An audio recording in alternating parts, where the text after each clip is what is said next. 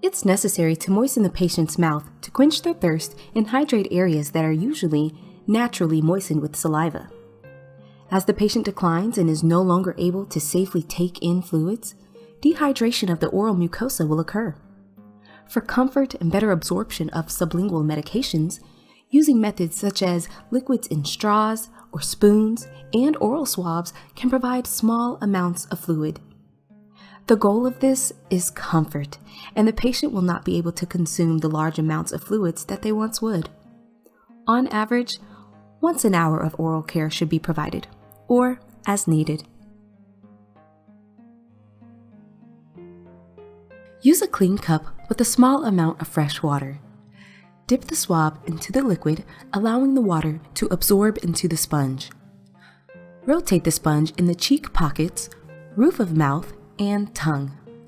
You can redip the sponge as needed to moisten the mouth. It is suggested that each sponge is only used for one oral care session. Until it is known how much liquid the patient can tolerate, you may need to wring out the swab by pressing it against the side of the cup.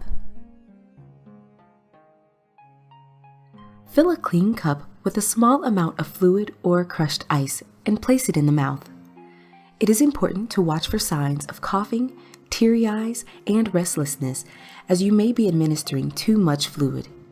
Using too much fluid can cause aspiration. Place the straw in the liquid and cover the end sticking out of the cup with your finger. Continue to hold your finger over the top of the straw and place it in the patient's mouth. Once in their mouth, let go of the end and the liquid will drop into the patient's mouth. You can do so in the cheeks or on the tongue of the patient.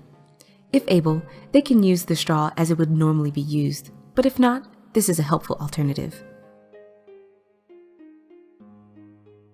Place the syringe in the liquid and pull back the plunger to fill the syringe. Then, place in the patient's mouth and slowly advance the plunger, placing the liquid in the mouth.